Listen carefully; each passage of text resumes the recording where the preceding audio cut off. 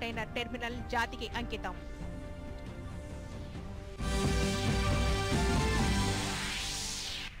ఇరాన్లో ఘోర విమాన ప్రమాదం, 66 మంది దుర్మరణం.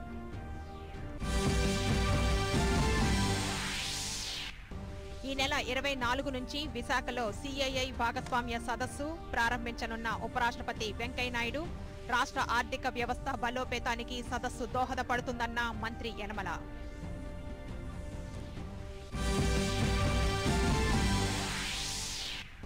ప్రధానమంత్రి మన్ కీ బాత్ కార్యక్రమం ఈ నెల 25 ఆదివారం ఉదయం 11 గంటలకు ప్రసారం. మన్ కీ బాత్ తెలుగు అనువాదం అదే రోజు ఉదయం 11:30 దూరదర్శన్ సప్తగిరి, యాదగిరిలో ప్రసారం. ఇక వార్తల్లోని వివరాలు. దేశ ఆర్థిక అభివృద్ధిలో సుదీర్ఘమైన తీర ప్రాంతం కీలకమైన పాత్ర పోషిస్తోందని ప్రధానమంత్రి నరేంద్ర మోదీ అభిప్రాయపడ్డారు. ఈ రోజు మహారాష్ట్రలో పర్యటించిన ఆయన నవీ ముంబైలో 16,700 కోట్ల రూపాయలతో నిర్మించనున్న అంతర్జాతీయ విమానాశ్రయానికి శంకుస్థాపన చేశారు. ప్రస్తుతం ముంబైలోని ఛత్రపతి శివాజీ అంతర్జాతీయ విమానాశ్రయానికి పెరుగుతున్న రద్దీని తగ్గించేందుకు గాను ఈ విమానాశ్రయాన్ని నిర్మిస్తున్నారు. 2 రన్వేలతో ఏర్పాటు చేస్తున్న ఈ నూతన విమానాశ్రయంలో గంటకు 80 విమాన సర్వీసులను అందుబాటులోనికి తీసుకురానున్నారు. దేశంలోనే తొలిసారిగా అతిపెద్ద గ్రీన్ ఫీల్డ్ ఎయిర్పోర్టుగా దీన్ని తీర్చిదిద్దనున్నారు. దీంతో పాటు జవహర్లాల్ నెహ్రూ పోర్టులోని 4వ కంటైనర్ టెర్మినల్ను జాతికి అంకితం చేశారు. ఈ కార్యక్రమంలో కేంద్ర పౌర విమానయాన శాఖ మంత్రి అశోక్ గజపతిరాజు, కేంద్ర ఉపరితల రవాణా నౌకాయాన మంత్రి నితిన్ గడ్కరీ, మహారాష్ట్ర గవర్నర్ విద్యాసాగర్ రావు, ముఖ్యమంత్రి దేవేంద్ర ఫడ్నవీస్ తదితరులు పాల్గొన్నారు. ఈ సందర్భంగా ప్రధానమంత్రి నరేంద్ర మోదీ ప్రసంగిస్తూ రోడ్డు రవాణాతో పోలిస్తే జల రవాణా అత్యంత చౌకని, పర్యావరణాన్ని కాపాడేందుకు ఇది ఎంతో సహకరిస్తుందని వివరించారు. యూపీఏ హయాంలో 10 లక్షల కోట్ల విలువైన ప్రాజెక్టులు కాగితాలకే పరిమితమయ్యాయని, తాము అధికారంలోనికి వచ్చాకే వీటి నిర్మాణానికి దృఢ సంకల్పంతో ప్రయత్నించినట్లు వివరించారు. సాగరమాల, ప్రగతి కార్యక్రమాల ద్వారా దేశంలో 100 ప్రాంతాల్లో నౌకాశ్రయాలను నిర్మిస్తున్నట్లు వివరించారు. జవహర్లాల్ నెహ్రూ పోర్ట్ ట్రస్ట్ 4వ కంటైనర్ టెర్మినల్ను రికార్డు స్థాయిలో 28 నెలల్లోనే నిర్మించినట్లు ప్రధాని వివరించారు. విమానయాన రంగంలో తాము చేపట్టిన సంస్కరణ వల్ల సామాన్యుడు కూడా ఆకాశంలో విహరించగలుగుతున్నారని మోదీ అన్నారు. గతంలో సంపన్నులకే పరిమితమైన విమానయానం ఇప్పుడు సాధారణ పౌరుడికి కూడా చేరువయ్యిందన్నారు. స్వాతంత్ర్యం వచ్చినప్పటి నుంచి దేశంలో 450 విమానాలు మాత్రమే ఉంటే ప్రస్తుతం ఒక్క ఏడాదిలోనే 900 నూతన విమానాల కొనుగోలుకు ప్రభుత్వం ఏర్పాటు సంస్థలు నిర్ణయించాయని ప్రధాని వివరించారు. విమానయాన రంగంలో కేంద్ర ప్రభుత్వం చేపట్టిన ఉడాన్ ద్వారా మెరుగైన ఫలితాలు సాధించామని కేంద్ర పౌర విమానయాన శాఖ మంత్రి అశోక్ గజపతిరాజు అన్నారు. విమానయానంలో 2014లో ప్రపంచంలో 9వ స్థానంలో ఉన్న భారత్ 2017 నాటికి 3వ స్థానానికి చేరుకుందన్నారు. నవీ ముంబైలో 16,700 కోట్ల రూపాయలతో నిర్మిస్తున్న నూతన విమానాశ్రయాన్ని అనుకున్న సమయానికే పూర్తి చేస్తామని ఆయన వెల్లడించారు. త్రిపుర శాసనసభ ఎన్నికల పోలింగ్ ప్రశాంతంగా ముగిసింది. మొత్తం 60 నియోజకవర్గాలకు గాను 59 స్థానాలకు పోలింగ్ నిర్వహించారు. అగర్తాలలో రాష్ట్ర ముఖ్యమంత్రి మాణిక్ సర్కార్ తన ఓటు హక్కును వినియోగించుకున్నారు. మొత్తం 59 స్థానాల్లో 292 మంది అభ్యర్థులు బరిలో ఉన్నారు. వీరిలో 23 మంది మహిళా అభ్యర్థులు ఉన్నారు. చెలిలాం స్థానంలో సిపిఎం అభ్యర్థి మృతితో పోలింగ్ మార్చి 12కు వాయిదా పడింది. ఎన్నికల ఫలితాలు మార్చి 3న వెల్లడి కానున్నాయి. మొత్తం 74% పోలింగ్ నమోదైనట్లు ఎన్నికల డిప్యూటీ కమిషనర్ సందీప్ జైన్ తెలిపారు. పోలింగ్ నిర్వహణకు 3,174 పోలింగ్ కేంద్రాలను ఏర్పాటు చేశామన్నారు. ఎలాంటి హింసాత్మక ఘటనలు చోటు చేసుకోలేదని వివరించారు. ఇరాన్లో ఘోర విమాన దుర్ఘటన చోటు చేసుకుంది. అసేమాన్ ఎయిర్లైన్స్ కు చెందిన ఏటీఆర్ 72 విమానం ఇరాన్ రాజధాని టెహ్రాన్ నుంచి యాసూజ్కు వెళ్తూ ఉండగా మార్గ మధ్యంలో కూలిపోయింది. ఈ ఘటనలో 60 మంది ప్రయాణికులతో పాటు 6 సిబ్బంది చనిపోయారు. టేకాఫ్ అయిన కొద్దిసేపటికే రాడర్ నుంచి విమానం అదృశ్యమైందని అధికారులు తెలిపారు. సెమిరోమ్ ప్రాంతంలోని పర్వత శ్రేణుల్లో ఈ విమానం కూలిపోయినట్లు అధికారులు గుర్తించారు. ఈ ప్రమాదంలో విమానంలో ప్రయాణిస్తున్న వారందరూ మరణించి ఉండొచ్చని అధికారులు భావిస్తున్నారు. ఈ నెల 24వ తేదీ నుంచి 3 రోజుల పాటు విశాఖలో జరిగే సిఐఐ భాగస్వామ్య సదస్సును ఉపరాష్ట్రపతి వెంకయ్యనాయుడు ప్రారంభిస్తారని రాష్ట్ర ఆర్థిక శాఖ మంత్రి యనమల రామకృష్ణుడు తెలిపారు. విశాఖలో ఈ రోజు ఆయన సదస్సు ఏర్పాట్లను మరో మంత్రి గంటా శ్రీనివాసరావుతో కలిసి సమీక్షించారు. ఈ సందర్భంగా యనమల రామకృష్ణుడు మీడియాతో మాట్లాడుతూ రాష్ట్ర ఆర్థిక వ్యవస్థను మరింత బలోపేతం చేసేందుకు ఈ సదస్సు దోహదపడుతుందని అన్నారు. ఈ సదస్సులో 300కు పైగా ఒప్పందాలు కుదిరే అవకాశం ఉందన్నారు. సదస్సు నిర్వహణకు శాశ్వత భవన నిర్మాణాలకు కృషి చేస్తున్నామన్నారు. ఈ సదస్సు నిర్వహణను ప్రతిపక్షాలు విమర్శించడం మాని సహకరించాలన్నారు. ఏర్పాట్లు ఎట్లా ఉన్నాయనేటువంటి దాని మీద కూడా కాన్సన్ట్రేట్ చేశాం. అదేవిధంగా హై డిగ్నిటరీస్ అంటే ట్రేడ్ మినిస్టర్స్ లెవెల్లో దాదాపు 14-15 కంట్రీస్ నుంచి కూడా మినిస్టర్స్ లెవెల్లో ఉండేటువంటి డెలిగేట్స్ కూడా వస్తున్నారు. అదే కాకుండా సిఏఐ కూడా దీన్ని కోఆర్డినేట్ చేస్తూ కంట్రీలో ఉండేటువంటి ఏదైతే మేజర్ ఇండస్ట్రీస్ ఉన్నారో ఆ ఇండస్ట్రీస్ కూడా చాలామంది సిఇఓస్ అదేవిధంగా ఆ డిపార్ట్మెంట్లకు సంబంధించినటువంటి కంపెనీలకు సంబంధించినటువంటి రిప్రజెంటేటివ్స్ చాలామంది వస్తున్నారు. మామూలుగా సమ్మిట్ అయిన తర్వాత సమ్మిట్కి మధ్యలో కూడా అనేక మంది ఇండస్ట్రీస్ ప్రమోటర్స్ వచ్చి ఇన్వెస్ట్మెంట్ చేయడానికి గవర్నమెంట్ తోటి ఎంఓఎస్ కుదుర్చుకున్నటువంటి సందర్భాలు కూడా ఉన్నాయి.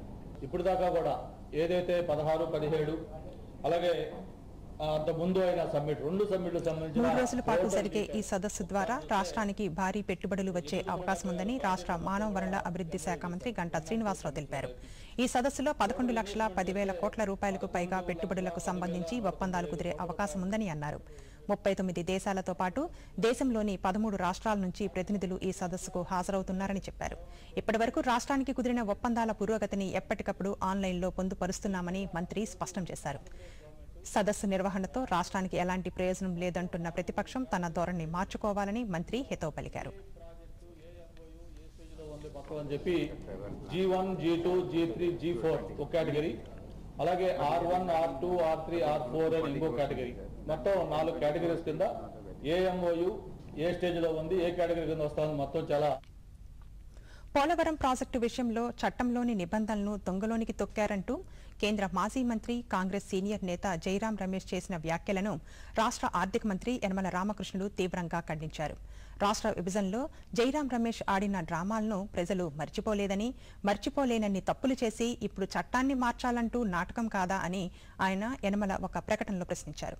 విభజన చట్టంలో హామీల అమలుకు సంబంధించి సాధ్యాసాధ్యాలను పరిశీలిస్తాం లాంటి పదాలు జైరాం రమేష్ చేర్చినవేనని చెప్పారు. ప్రాజెక్టుపై జైరాం రమేష్ అసత్య ఆరోపణలు చేస్తున్నారని యనమల మండిపడ్డారు. ఆరోపణలు చేసే ముందు ఆధారాలు ఉంటే బయటపెట్టాలని సవాల్ విసిరారు. ఆంధ్రులను అవహేళన చేయడం ఆయన మానుకోవాలని యనమల హితవు పలికారు.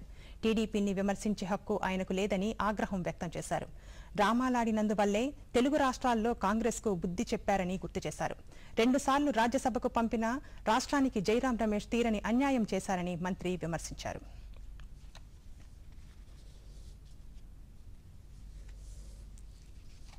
పోలవరం ప్రాజెక్టుపై కేంద్ర మాజీ మంత్రి కాంగ్రెస్ సీనియర్ నేత నాయకుడు జైరాం రమేష్ చేసిన వ్యాఖ్యలను రాష్ట్ర జలవనరుల శాఖ మంత్రి దేవినేని ఉమామహేశ్వరరావు తీవ్రంగా ఖండించారు. విజయవాడలో ఈ రోజు ఆయన మీడియాతో మాట్లాడుతూ పోలవరం ప్రాజెక్టు పనులు శరవేగంగా జరుగుతున్నాయని, అది భరించలేకే జైరాం రమేష్ విమర్శలు చేస్తున్నారని ఆరోపించారు. రాష్ట్రానికి అన్యాయం జరగడానికి ప్రత్యేక సూత్రధారి జైరాం రమేషేనని మంత్రి విమర్శించారు.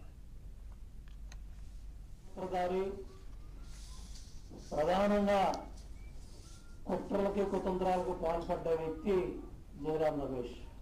4 సంవత్సరాలు అడ్రస్ లేని వ్యక్తి ఈరోజు తెర మీదకి వచ్చి పోలవరం ప్రాజెక్టు ఎందుకు చేస్తున్నారు, పోలవరం ప్రాజెక్టు మేము ముడుపులు తీసుకు చేస్తున్నామని చెప్పి బాధ్యతారాహిత్యమైన ప్రకటనలు బాధ్యతారాహిత్యంగా మాట్లాడుతూ ఉన్నాడు, దుర్మార్గంగా మాట్లాడుతూ ఉన్నాడు. దీన్ని తీవ్రంగా ఖండిస్తా ఉన్నాను. ఇవాళ పోలవరం ప్రాజెక్టు పనులు పరిగెడతా ఉంటే పట్టుకోలేకపోతా ఉన్నారు, ఓడలేకపోతా ఉన్నారు. అడ్డం పడాలని కుట్రలో కుతంత్రాలతో నిరాధారమైన ఆరోపణలు చేస్తూ ఉన్నారు. మాకు ముడుపులు అందాయంట, మేము విదేశాల్లో తీసుకున్నామంట. అంటే పచ్చకమరిలాడికి లోకమంతా ఆ విధంగా ఉన్నట్టు వీళ్ళు అవినీతి కుంభకోణాల్లో కూరుకుపోయి దశాబ్ద కాలం ఢిల్లీలో రాష్ట్రంలో పెత్తనం చేసి రాష్ట్రాన్ని భ్రష్టు పట్టించి నాశనం చేసి రాష్ట్రాన్ని అశాస్త్రీయంగా విడదీసి ఏ మాత్రం కూడా బాధ్యత లేకుండా వ్యవహరించి మేము అది చేసాం ఇది చేసామని మాట్లాడుతా ఉన్నాం. నేను అడుగుతా ఉన్నా జయరాం రమేష్ని, 7 ముంపు మండలాలని ఆంధ్రప్రదేశ్ భూభాగంలో మీరు ఎందుకు కలపలేకపోయారు? ఎందుకు ఆ రోజు మీరు ఆర్డినెన్స్ పాఠ్యాంచలేకపోయారు? 2 రాష్ట్రాల్లో లబ్ధి పొందాలనే దుర్మార్గమైన కుట్రతో మీరు ఆ రోజు ఆంధ్రప్రదేశ్ రాష్ట్రానికి అన్యాయం చేశారు. అటువంటి అన్యాయాన్ని సరిదిద్దుకొని 7 ముంపు మండలాల్ని మన భూభాగంలో కలుపుకొని పోలవరం ప్రాజెక్టు పనుల్ని చంద్రబాబు నాయుడు గారు పరిగెత్తిస్తా ఉంటే 4 ఏళ్లు మొద్దు నిద్రపోయి ఇవాళ నువ్వు ఇష్టారాజ్యంగా నోటికొచ్చినట్టు బాధ్యతారాజ్యంగా మాట్లాడుతున్నావు. దీన్ని మేము తీవ్రంగా ఖండిస్తా ఉన్నాం. 2019 కల్లా విభజన చట్టాన్ని కేంద్ర ప్రభుత్వం పూర్తి స్థాయిలో అమలు చేస్తోందని బీజేపీ రాష్ట్ర అధ్యక్షుడు కంభంపాటి హరిబాబు పేర్కొన్నారు. రాష్ట్రానికి కేంద్రం అన్యాయం చేసిందంటూ వస్తున్న విమర్శలు, వాటికి దీటుగా పార్టీ శ్రేణులు వ్యవహరించాల్సిన తీరుపై విజయవాడలో జరిగిన బీజేపీ విస్తృత స్థాయి సమావేశంలో చర్చించారు. ఈ సమావేశంలో బీజేపీకి చెందిన రాష్ట్ర మంత్రులు కామినేని శ్రీనివాస్, మాణిక్యాలరావుతో పాటు పలువురు పార్టీకి చెందిన ఎమ్మెల్యేలు, ఎమ్మెల్సీలు, సీనియర్ నాయకులు పాల్గొన్నారు. ఈ సందర్భంగా హరిబాబు మాట్లాడుతూ రాష్ట్రానికి కేంద్రం అన్యాయం చేస్తోందంటూ పలు పార్టీలు చేస్తున్న విమర్శలకు దీటుగా బదులివ్వాలని పార్టీ శ్రేణులకు పిలుపునిచ్చారు. రాష్ట్రానికి ఇచ్చిన ప్రతి హామీని కేంద్రం అమలు చేస్తోందని ఆయన తెలిపారు. కేంద్రం జాతీయ విద్యా సంస్థలకు నిధులు కేటాయిస్తోందని, కేంద్ర బడ్జెట్లో ఏపీకి అన్యాయం జరిగిందన్న ఆరోపణలు పూర్తిగా అవాస్తవమని హరిబాబు అన్నారు. Dugarajapatnam port, Kadapa steel plant, Visakha railway zone విషయంలో కేంద్రం సానుకూలంగానే ఉందని తెలిపారు. రైల్వే జోన్ విషయంలో పొరుగు రాష్ట్రాలతో సంప్రదింపులు జరుగుతున్నాయని హరిబాబు వెల్లడించారు. దుగరాజపట్నం గొడవలేదు, Kadapa steel plant, railway zone, Kadapa steel plant విషయంలో సాధ్యాసాధ్యాలు పరిశీలించడానికి ఇచ్చినటువంటి కమిటీ నివేదిక ఆర్థిక పరంగా ఇది సాధ్యం కాదని నివేదిక ఇచ్చినప్పుడు కూడా మరలా వెంకయ్య నాయుడు గారు చొరవ తీసుకొని ఈ సాధ్యం కాదని ఇచ్చిన నివేదికను పునఃపరిశీలించి ఏ విధంగా సాధ్యపడుతుందో మరలా తిరిగి పరిశీలించాలని చెప్పి ఒక టాస్క్ ఫోర్స్ ని నియామకం చేసి దుగరాజపట్నం విషయంలో కొన్ని సాంకేతిక పరమైన అభ్యంతరాలు వచ్చాయి, అవరోధాలు వచ్చాయి. కాబట్టి కేంద్ర ప్రభుత్వము ఆంధ్రప్రదేశ్ కు ఇచ్చినటువంటి హామీ ఓడరేవు నిర్మాణం కోసం వెనక్కి వెళ్ళడం లేదు. రాష్ట్ర ప్రభుత్వం దుగరాజపట్నం బదులు మరొక ప్రత్యామ్నాయ పోర్టు నిర్మాణం చేయమని సూచిస్తే ఆ స్థలంలో పోర్టు నిర్మాణం కోసం తప్పకుండా చర్యలు తీసుకుంటామని చెప్పి కేంద్ర ప్రభుత్వం తెలియజేసింది. రైల్వే జోన్ విషయంలో తీవ్రమైన అభ్యంతరాలు వచ్చాయి. 2 అధికార కమిటీలు రైల్వే జోన్ ఏర్పాటు మంచిది కాదు, వద్దు అని చెప్పి ప్రభుత్వానికి సలహా ఇచ్చారు. అధికారుల నివేదిక దీనికి అనుకూలంగా లేకపోయినా సరే రాజకీయ నిర్ణయం చేయండి, పొలిటికల్ డెసిషన్ తీసుకోండి. ఆంధ్రప్రదేశ్ ప్రజలు ఎప్పటి నుంచో కోరుకుంటున్న జోన్ ఏర్పాటు విషయంలో మీరు తప్పనిసరిగా సానుకూల నిర్ణయం తీసుకోవాలని చెప్పి ఒత్తిడి కారణంగా జోన్ ఏర్పాటు సాధ్యం కాదని కేంద్ర ప్రభుత్వం చెప్పలేదు. రాష్ట్రానికి ప్రత్యేక హోదా సాధించే లక్ష్యంతో రేపటి నుంచి ఈ నెల 28వ తేదీ వరకు ఆంధ్రుల ఆత్మగౌరవ దీక్ష చేపడుతున్నట్లు ఏపీసీసీ అధ్యక్షులు రఘువీరారెడ్డి తెలిపారు. రాష్ట్రానికి ప్రత్యేక హోదా విభజన హామీల సాధన సమితి ఆధ్వర్యంలో ఈరోజు విజయవాడలో రౌండ్ టేబుల్ సమావేశం జరిగింది. ఈ సందర్భంగా రఘువీరారెడ్డి మాట్లాడుతూ రాష్ట్రానికి ప్రత్యేక హోదాను సాధించేందుకు మద్దతిచ్చే వాళ్లతో కలిసి ముందుకు వెళదామన్నారు. ఇప్పటికైనా కేంద్ర రాష్ట్ర ప్రభుత్వాలు ప్రత్యేక హోదా ప్రాధాన్యతను గుర్తించాలన్నారు. కావలసిందే అని ఈ రోజు ప్రజల ముందు వస్తే బేషరతుగా వస్తే భేషజాలకు పోకుండా వారితో కూడా కలిసి ఈ రాష్ట్ర ప్రయోజనాల కోసం పనిచేయడానికి కాంగ్రెస్ పార్టీ తయారుగా ఉంది అనేటువంటి విషయాన్ని మనం చేస్తాం. గత నెల రోజులుగా అన్ని మండలాల్లో నిరసన కార్యక్రమాలు, ధర్నాలు జరిగినాయి. 19వ తేదీ నుంచి 28వ తేదీ వరకు ప్రతి రెవెన్యూ డివిజన్ హెడ్ క్వార్టర్స్ లో కూడా ఆంధ్రుల ఆత్మగౌరవ దీక్ష చేస్తా ఉన్నాం. మార్చి 2వ తేదీన నేషనల్ హైవేలు దిగ్బంధం చేయాలనేటువంటి డెసిషన్ తీసుకున్నాం. మార్చి 6, 7, 8 3 రోజులు ఢిల్లీలో దీక్షలు చేస్తూ అన్ని రాజకీయ పార్టీలు, మన రాష్ట్రంలో ఉన్న పార్టీలే కాకుండా అన్ని రాజకీయ పార్టీలను కూడా వాళ్ళ మద్దతు కూడా తీసుకొని చలో పార్లమెంట్ అనే ఆ కార్యక్రమాన్ని కూడా ఇప్పటికే మేము ప్రకటించి ఉన్నాం. కేంద్ర ప్రభుత్వం ఈ సందర్భంగా సిపిఎం నేత మధు మాట్లాడుతూ కేంద్రం రాష్ట్రానికి ఇచ్చిన విభజన హామీలను సాధించుకోవడం మన హక్కు అని అన్నారు. పార్లమెంటు బడ్జెట్ సమావేశాలు ముగిసేలోగా మన హక్కులను సాధించుకోవాలని తెలిపారు.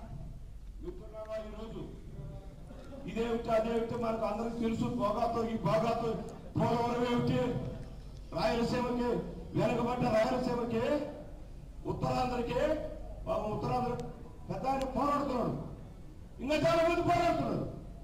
రాయలసీమకి ఉత్తరాంధ్రకి చట్టంలో ఉంది, ఎక్కడైనా ఉందా? చట్టంలో ఉన్నది అమలుదర్పని ఆందోళన చేసే పరిస్థితి చట్టంలో ఉన్నది అమలుదర్పంటున్నాం. ఈ రకమైనటువంటి రాష్ట్ర ప్రభుత్వం యొక్క బాధ్యతారహితమైనటువంటి వ్యవహారాన్ని ఖండించాలి. మన రాష్ట్రానికి కేంద్ర ప్రభుత్వం చేసిన అన్యాయం పైన రాష్ట్ర ప్రయోజనాలను కాపాడుకునేందునే అంశంలో ప్రజలకు అవగాహన ఉందని సిపిఐ రాష్ట్ర కార్యదర్శి రామకృష్ణ అన్నారు. కేంద్రం ప్రకటించిన ప్రత్యేక ప్యాకేజ్ హోదాతో సమానమని చెప్పిన ముఖ్యమంత్రి ప్రస్తుతం గందరగోళంలో ఉన్నారని విమర్శించారు. రాష్ట్రానికి జరిగిన అన్యాయంపై ఢిల్లీ వేదికగా పోరాటం చేయాలని ఆయన పేర్కొన్నారు. ఆ అన్యాయాలను సరిదిద్దాలి. ఈ విషయాలపైన మనకు స్పష్టత ఉండాలి. అందులో అన్ని సమస్యలు ఉన్నాయి. ఉత్తరాంధ్ర ఉంది, రాయలసీమ ఉంది, పోర్టు గురించి ఉంది, రైల్వే జోన్ ఉంది, కడప స్టీల్ ఫ్యాక్టరీ ఉంది, రాజధాని నిర్మాణం ఉంది, పోలవరం ప్రాజెక్టు ఉంది. కాబట్టి ఈ 3 అంశాలలోనే అన్ని కూడా కేంద్రీకృతమై ఉన్నాయి. ఢిల్లీలోని దీన్ దయాల్ మార్గ్లో నిర్మించిన బీజేపీ నూతన పార్టీ కార్యాలయాన్ని ప్రధానమంత్రి నరేంద్ర మోదీ ఈ రోజు ప్రారంభించారు. 2016 ఆగస్టు 18న శంకుస్థాపన జరిగిన ఈ భవనాన్ని 2 ఎకరాల విస్తీర్ణంలో 5 అంతస్తుల్లో నిర్మించారు. ఇందులో 70 గదులు ఉన్నాయి. పార్టీ జాతీయ పదాధికారులకు ప్రత్యేక గదులు, భారీ సమావేశ మందిరం, గ్రంథాలయం ఉన్నాయి. అన్ని రాష్ట్రాలు, జిల్లా పార్టీ శాఖల నేతలతో వీడియో కాన్ఫరెన్స్ నిర్వహించేందుకు ఈ భవనంలో ప్రత్యేక ఏర్పాట్లు చేశారు. ఈ కార్యక్రమంలో పార్టీ జాతీయ అధ్యక్షులు అమిత్ షా, పార్టీ సీనియర్ నేత ఎల్కే అద్వానీ, పలువురు కేంద్ర మంత్రులు పాల్గొన్నారు. ఈ సందర్భంగా ప్రధానమంత్రి నరేంద్ర మోదీ మాట్లాడుతూ భారత ప్రజాస్వామ్య వ్యవస్థలో కీలకమైన ఎన్నికలను సమర్థంగా ఎదుర్కొనేందుకు బీజేపీకి కోట్లాది మంది సుశిక్షితులైన కార్యకర్తలు ఉన్నారని చెప్పారు. దేశవ్యాప్తంగా 11 కోట్ల మంది పార్టీ కార్యకర్తల ఆకాంక్షలకు ఈ భవనం ప్రతిబింబంగా నిలుస్తుందని అన్నారు. ప్రతి కార్యకర్త హృదయంలో ఈ కార్యాలయం తన సొంత కార్యాలయం అనే భావన నెలకొని ఉందని ప్రధాని పేర్కొన్నారు. బీజేపీ జాతీయ అధ్యక్షులు అమిత్ షా మాట్లాడుతూ ప్రస్తుతం పార్టీ బలంగా ఉందని చెప్పారు. నరేంద్ర మోదీ దేశానికి కొత్త దశ దిశ చూపారని ప్రశంసించారు. 10 మందితో ప్రారంభమైన భారతీయ జనతా పార్టీ ప్రస్థానం నేడు దేశాన్ని పాలించే స్థాయికి ఎదగడం వెనుక అనేక మంది నాయకులు, కార్యకర్తల కృషి దాగి ఉందని చెప్పారు. బీజేపీ చరిత్రలో ఈ రోజు మరిచిపోలేనిదని అన్నారు. ప్రపంచ ప్రసిద్ధి చెందిన ఆగ్రాలో తాజ్మహల్ ను కెనడా ప్రధాని జస్టిన్ ట్రూడో కుటుంబ సభ్యులతో కలిసి ఈ రోజు సందర్శించారు. భార్య, పిల్లలతో కలిసి తాజ్మహల్ దగ్గర ఫోటోలు దిగారు. భారత్లో 7 రోజుల అధికారిక పర్యటన కోసం శనివారం ఢిల్లీకి చేరుకున్న ఆయన ఈ నెల 23 వరకు భారత్లో పర్యటించనున్నారు. ప్రధాని మోదీ 2015 ఏప్రిల్లో కెనడా పర్యటనకు వెళ్లిన సమయంలో భారత్ రావాల్సిందిగా ట్రూడోను ఆహ్వానించారు. మోదీ ఆహ్వానం మేరకు భారత్కు వచ్చిన ఆయన ఈ పర్యటనలో భాగంగా ప్రధాని మోదీతో భేటీ కానున్నారు. రక్షణ, ఉగ్రవాదంతో సహా పలు కీలక అంశాలపై ఇరువురు ప్రధానులు చర్చించనున్నారు. సోమవారం గుజరాత్లోని సబర్మతి ఆశ్రమాన్ని, గాంధీనగర్లోని అక్షరధామ్ ఆలయాన్ని ట్రూడో సందర్శిస్తారు. అనంతరం 20 ప్రముఖ వ్యాపారవేత్తలు, వివిధ విభాగాలకు చెందిన ఇతర ముఖ్య నేతలతో ముంబైలో సమావేశమవుతారు. 21న స్వర్ణ దేవాలయాన్ని సందర్శించనున్నారు. పంజాబ్ నేషనల్ బ్యాంకులో వెలుగు చూసిన భారీ కుంభకోణం వ్యవహారంలో బ్యాంకు సిబ్బంది పాత్రను తెలుసుకునే దిశగా కేంద్ర దర్యాప్తు సంస్థ విచారణ చేపట్టింది. ఈ వ్యవహారంలో ఇప్పటికే అరెస్టైన రిటైర్డ్ డీజీఎం గోకుల్నాథ్ శెట్టి ద్వారా పలు కీలకమైన విషయాలను రాబట్టాలని భావిస్తోంది. శనివారం ముంబైలోని ఈ కుంభకోణం జరిగిన పంజాబ్ నేషనల్ బ్యాంకు బ్రాంచ్లో విచారణ జరిపిన అధికారులు సంవత్సరాల తరబడి ఈ కుంభకోణం వెలుగు చూడకుండా ఎలా మేనేజ్ చేశారనే అంశంపై అధికారులను ప్రశ్నించింది.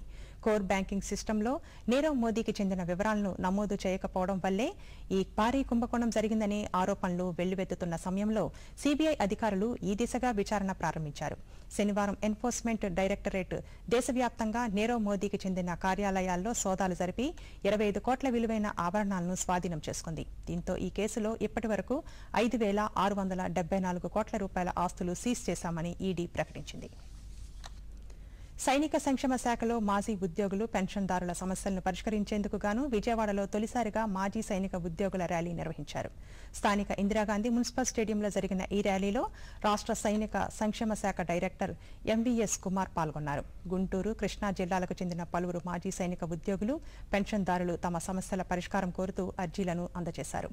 ఈ సందర్భంగా ఎంవీఎస్ కుమార్ మాట్లాడుతూ మాజీ సైనిక ఉద్యోగులు, పెన్షన్దారుల సమస్యల పరిష్కారం కోసం కార్యాలయాలకు వెళ్లవలసిన పని లేకుండా ఈ తరహా ర్యాలీలు నిర్వహిస్తున్నామన్నారు. దీని ద్వారా వారి సమస్యల సత్వర పరిష్కారానికి మార్గం సుగమం అవుతుందని అన్నారు.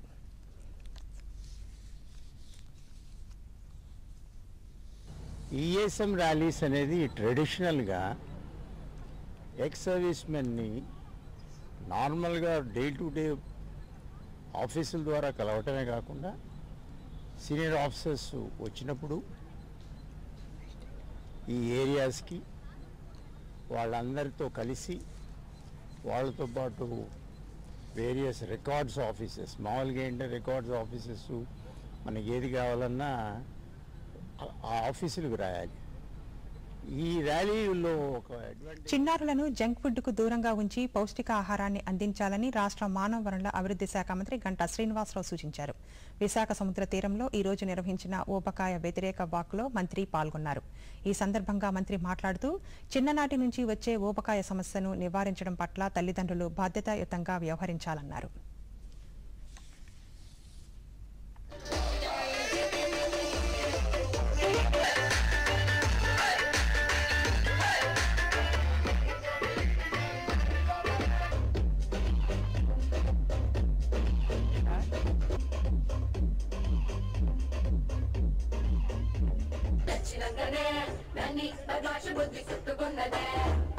ఈరోజు ప్రపంచంలో అనేక సమస్యల్లో ఎక్కువ అందరిని కూడా బాధిస్తున్న సమస్య ఈ ఒబెసిటీ. బట్ ఈరోజు క్యాన్సర్ లేకపోతే మిగతా అన్ని ఇట్ల కంటే కూడా మనం అందరం జాగ్రత్త పడాల్సింది ఈ ఒబెసిటీ సమస్య. పిల్లల్లో ఒబెసిటీకి సంబంధించిన అవేర్నెస్ చిన్నప్పటి నుంచే వాళ్ళకి తీసుకొస్తే భవిష్యత్తులో వాళ్ళకి మంచి హెల్తీగా ఫ్యూచర్ లైఫ్ ఉంటుంది. కాబట్టి ఆ అవేర్నెస్ తేవాల్సిన బాధ్యత మన పైన ఉంది. ప్రతి స్కూల్లో కూడా కంపల్సరీగా ఈ గేమ్స్ అండ్ స్పోర్ట్స్, అలాగే యోగా, మెడిటేషన్, అలాగే మ్యూజిక్ అండ్ డాన్స్, ఇట్లా ఏదైతే మనకి ఫిట్నెస్ సంబంధించిన యాక్టివిటీస్ ఉన్నాయో అవన్నీ కూడా కంపల్సరీ చేస్తూ ఈరోజు గవర్నమెంట్ ఒక డిసిషన్ కూడా తీసుకుంది. కాబట్టి చిన్నప్పటి అన్ని భాషలకు సంస్కృత భాష మూలమని, భారతదేశ గౌరవాన్ని ప్రపంచ దేశాలకు చాటి చెప్పే మహోన్నత చరిత్ర సంస్కృత భాషకు ఉందని శ్రీకాకుళం జిల్లా కలెక్టర్ ధనుంజయ రెడ్డి అన్నారు. శ్రీకాకుళంలో ఆయన ఈ రోజు జరిగిన సంస్కృత భారతి జానపద సమ్మేళనంలో ఆయన మాట్లాడుతూ గత 36 సంవత్సరాలుగా సంస్కృత భాష పరిరక్షణకు సంస్కృత భారతి దేశవ్యాప్తంగా ఉద్యమాన్ని చేపట్టిందన్నారు. ఇందులో భాగంగా గీతాధ్యయన కేంద్రాలు, సంస్కృత పరీక్షా కేంద్రాలను ఏర్పాటు చేసిందని ఆయన చెప్పారు. ఈ కార్యక్రమంలో శాసనసభ్యురాలు గుండా లక్ష్మీదేవి, జిల్లా ఎస్పీ త్రివిక్రమ వర్మ తదితరులు పాల్గొన్నారు.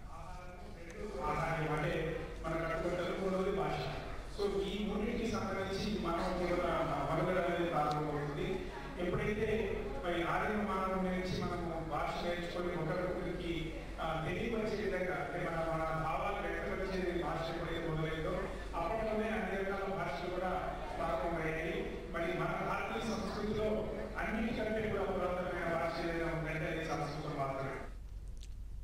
శ్రీకాకుళం జిల్లా సంస్కృతి సాంప్రదాయాలు ప్రతిబింబించేలా ఈ నెల 23వ తేదీ నుంచి 3 రోజుల పాటు సిక్కోలు సంబరాలు నిర్వహించనున్నట్లు జిల్లా కలెక్టర్ ధనంజయ రెడ్డి తెలిపారు.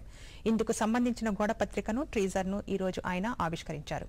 ఈ సందర్భంగా ధనంజయ రెడ్డి మాట్లాడుతూ స్థానిక డిగ్రీ కళాశాల మైదానంలో జరిగే ఈ సంబరాల్లో గిరిజనుల నృత్యాలు, కళా ప్రదర్శనలు ఏర్పాటు చేస్తున్నట్లు తెలిపారు.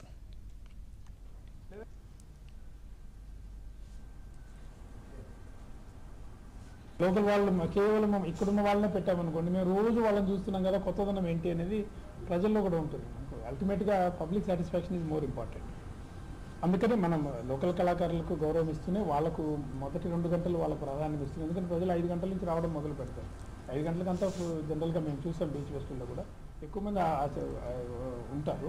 సో ఆ 2 గంటలు వాళ్ళకి చేస్తున్నాం. అంటే బయట ఒకసారి ఈ జిల్లాల నుంచి వెళ్ళిపోయి కళాకారులు బయటకు వెళ్ళినా ఎవరు వెళ్ళినా కూడా అదే విధంగానే ఉంటారు. కళింగ ఫెస్టివల్ అని తిరుమల శ్రీవారిని సుప్రీంకోర్టు న్యాయమూర్తి జస్టిస్ రంజన్ గొగోయ్, హైకోర్టు న్యాయమూర్తి జస్టిస్ దుర్గా ప్రసాద్లు ఈ రోజు సందర్శించుకున్నారు.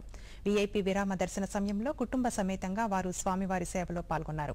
ఆలయం వద్ద టీటీడీ జేఈఓ శ్రీనివాసరాజు న్యాయమూర్తులకు స్వాగతం పలికారు. స్వామివారి దర్శన అనంతరం రంగనాయక మండపంలో న్యాయమూర్తులకు అధికారులు స్వామివారి తీర్థ ప్రసాదాలను అందజేశారు.